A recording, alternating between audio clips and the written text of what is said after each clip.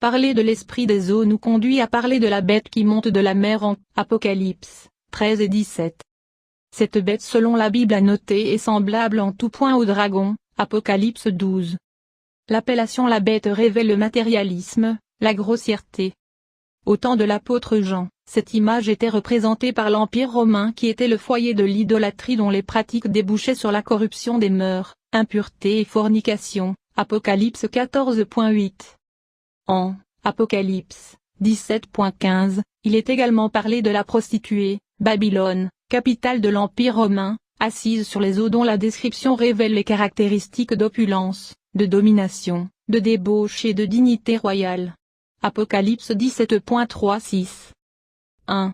Et l'un des 7 anges, qui tenait les 7 coupes vint et me parla, disant, Viens, je te montrerai le jugement de la grande prostituée qui est assise sur de grandes eaux. 2.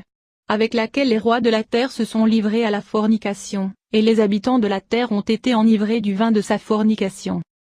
3.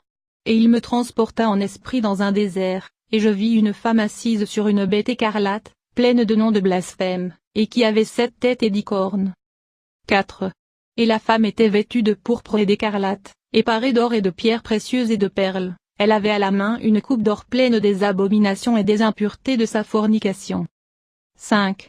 Et sur son front était écrit un nom, un mystère, Babylone la grande, la mère des impudiques et des abominations de la terre. 6.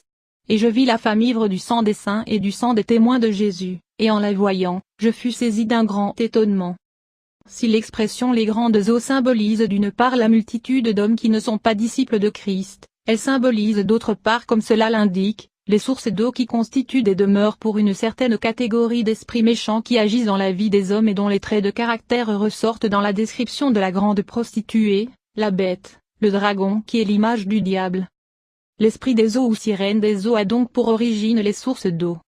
Voici les voies par lesquelles une personne de manière volontaire ou par ignorance entre en contact avec cet esprit. Adoration des sources d'eau, rivières, lacs, lagunes, mers ou autres formes de cours d'eau. À cela il faut ajouter l'adoration même des êtres qui vivent dans les cours d'eau comme le poisson, le serpent, le crocodile etc. Ces pratiques sont en général des alliances contractées par les parents, les régions et même des nations, et qui se perpétuent de génération en génération. Ces alliances une fois contractées, donnent le droit à cet esprit de contrôler les vies de génération en génération jusqu'à ce que survienne une génération disciple de Christ pour rompre cette alliance. Beaucoup de personnes issues de régions où figurent des cours d'eau sont influencées par cet esprit. L'on peut entrer en contact avec cet esprit par les rapports sexuels. Lorsque vous entretenez des relations avec une personne possédée par cet esprit, vous donnez l'occasion à l'esprit de vous influencer aussi. 1 Corinthiens 6. 15. Ne savez-vous pas que vos corps sont des membres de Christ? Prendrai-je donc les membres de Christ, pour en faire les membres d'une prostituée? 6. 16. Loin de là. 16. Ne savez-vous pas que celui qui s'attache à la prostituée est un seul corps avec elle? Car, est-il dit, les deux deviendront une seule chair. Ceci explique pourquoi de nombreuses personnes voient leur vie bouleversée négativement après avoir entretenu des rapports sexuels avec des personnes qui peuvent présenter une apparence de bonne moralité, comme avec des personnes de moralité douteuse. Sachez que le diable ne se présente jamais avec des cornes mais déguisé en ange de lumière avec un aspect attrayant. Invocation des esprits des eaux pour avoir un enfant ou pour posséder un bien ou une richesse quelconque. Il y a des personnes qui se rendent au bord de l'eau pour faire des sacrifices pour avoir un enfant, un mari ou une femme, un travail ou de la richesse. Ces pratiques ne peuvent que mettre votre enfant ou votre vie sous la domination et le joug de ces esprits des eaux. Vous pouvez vous mettre sous le joug de cet esprit à travers les excisions et les cérémonies ou toutes autres pratiques de sortie de jeunes filles ou d'adolescents en âge de puberté. Vous pouvez aussi entrer en contact avec cet esprit à travers les films et revues pornographiques. Cette méthode constitue aujourd'hui la voie la plus exploitée par le diable pour atteindre la jeunesse. L'Internet constitue de nos jours l'outil le plus indiqué. L'esprit des eaux fait tellement de dégâts dans le monde inconverti comme dans le milieu chrétien qu'il apparaît important de faire la lumière sur ces pratiques. Voici les symptômes et caractéristiques de sa présence dans la vie d'une personne. Natation en rêve. Vous vous retrouvez souvent en train de nager ou au fond de l'eau dans vos rêves et vous êtes beaucoup attiré par les sources d'eau. Vous voyez et vous jouez souvent avec des serpents dans vos songes, et vous avez l'impression de voir des serpents autour de vous. Vous avez souvent des changements d'humeur et des tristesses sans cause que vous n'arrivez pas à expliquer. Vous avez des chaleurs inhabituelles et des irritations dans le corps. Vous aimez rester longtemps devant un miroir qui est une autre image de l'eau. Vous aimez les objets scintillants et brillants et vous constatez souvent la disparition de certains effets personnels. Vous avez souvent des pensées impures, vous avez envie de rapports sexuels avec tout le monde et n'êtes jamais satisfait même dans le couple. Vous entretenez des rapports dans vos rêves et vous atteignez souvent l'orgasme. Vous aimez voir la nudité d'autrui, vous aimez les films et revues pornographie, vous vous imaginez les dessous des autres, vous aimez jouer avec votre sexe ou vous masturber. Vous êtes infidèle et vous aimez plusieurs hommes ou femmes à la fois, vous êtes beaucoup convoité par les hommes ou par les femmes, vous vivez dans l'impudicité ou dans l'adultère. Vous pratiquez l'homosexualité ou autre pratique contre nature. Vous aimez le matériel, l'opulence et les vêtements extravagants et aimez laisser apparaître vos parties intimes dans le but de séduire votre entourage. À cela, il faut ajouter l'usage excessif de maquillage, de mèches et du bijou. Le tatouage et le port de chaînes aux pieds ou des boucles sur d'autres parties du corps que sur les oreilles sont d'autres marques de l'esprit des eaux. Pour être libéré de cet esprit et ses influences, lire le message sur Comment vaincre les esprits méchants. Je trouve important que chacune d'entre nous ait la connaissance que cet esprit existe. J'ai remarqué que beaucoup de foyers ou mariages sont victimes de cet esprit sournois qui détruit l'unité ou l'entente des couples.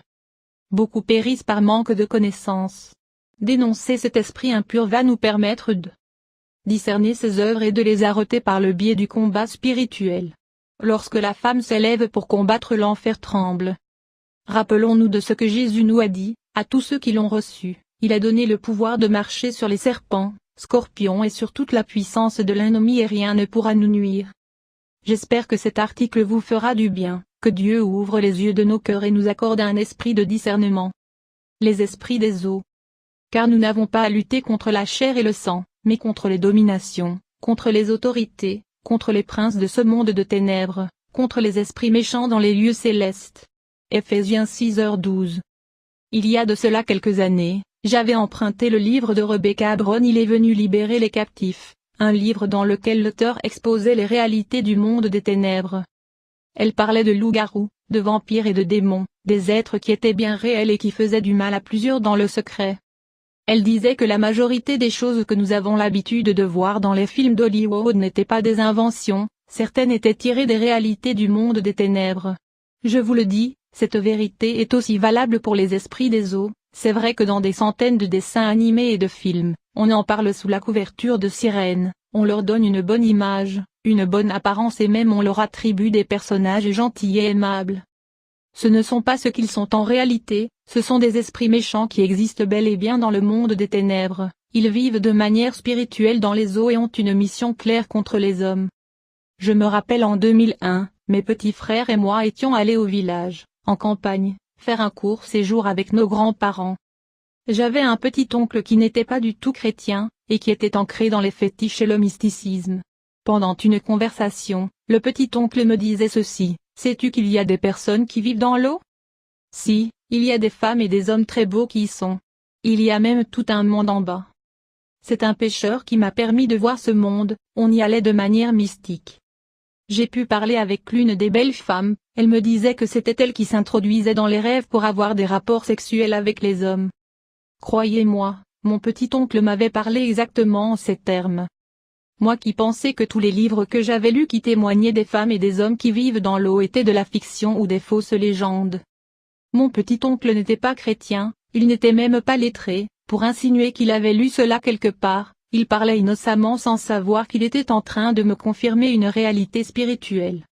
Les esprits des eaux existent vraiment, plusieurs témoignages chrétiens convertis l'ont prouvé, par exemple celui d'Emmanuel en y délivrer des puissances des ténèbres.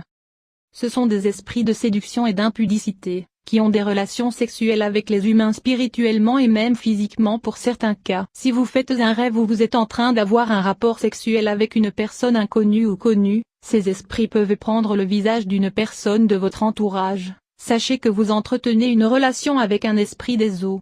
Pour certaines personnes, ces esprits reviennent fréquemment dans leurs rêves avec le même visage ou des fois avec le visage caché. Ce qui est palpable, c'est que pendant la relation d'amour avec ces esprits, d'autres ressentent une vraie présence avec eux ou sur eux. Le matin au réveil, ils peuvent ressentir qu'ils viennent d'avoir une relation sexuelle avec quelqu'un.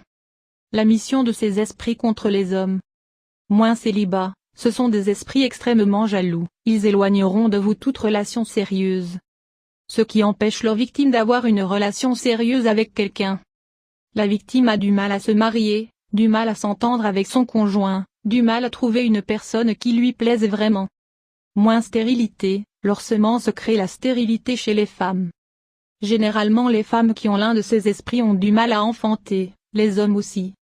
C'est une stérilité spirituelle et mystique qui impacte le monde physique. Moins frivoles, ils poussent leurs victimes à être frivoles, à être dépendantes du sexe. Les victimes de ces esprits ont du mal à se priver du sexe, pour d'autres, le mal est de se contenter d'un seul partenaire.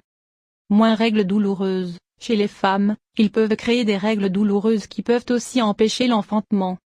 Moins séduction, ceux qui sont possédés par eux ont des fois un esprit de séduction qui leur permet de facilement attirer sur eux les regards des personnes de sexe opposé. C'est en cela qu'on voit des jeunes filles et des jeunes hommes très convoités. Être libre de ces esprits. Être délivré de ces esprits dépend de la manière dont on a été possédé par eux. Certains ont été possédés par eux involontairement, par contre d'autres ont volontairement accepté de leur confier leur vie dans le but de devenir riches et prospères. Certains dans leur passé païen par ignorance ont accepté de vouer un culte à ces esprits en allant faire des rituels au bord de l'eau. Pour ceux qui ont été possédés par ces esprits involontairement, j'aimerais vous dire qu'en Jésus-Christ nous avons le pouvoir de vaincre l'ennemi et toute son armée. Prenez autorité et expulsez ces esprits de votre vie en les envoyant dans les lieux arides au nom de Jésus-Christ, mais sachez bien que ces esprits sont attirés par le péché de l'impudicité. Si vous êtes dans cette situation, arrêtez de vivre dans l'impudicité, rangez vos vies et approchez-vous de Jésus-Christ. Si tout cela est un peu complexe pour vous, alors ayez recours à l'aide d'un homme de Dieu sérieux qui vous assistera dans cette opération de délivrance complète et voici, je vous ai donné le pouvoir de marcher sur les serpents et les scorpions, et sur toute la puissance de l'ennemi, et rien ne pourra vous nuire. Luc 10h19. Pour ceux qui se sont confiés volontairement à ces esprits, vous savez ce que vous avez à faire. Rompre le pacte et contracter un pacte saint avec Jésus-Christ en lui confiant votre vie. La rupture de votre pacte démoniaque peut vous ruiner, total car l'esprit reprendra certainement tout ce qu'il vous a donné, mais il ne pourra toucher à votre vie si vous vous mettez sous l'abri de Jésus-Christ de Nazareth. Si donc le Fils vous a franchi, vous serez réellement libre. Jean 8h36. Soyez bénis.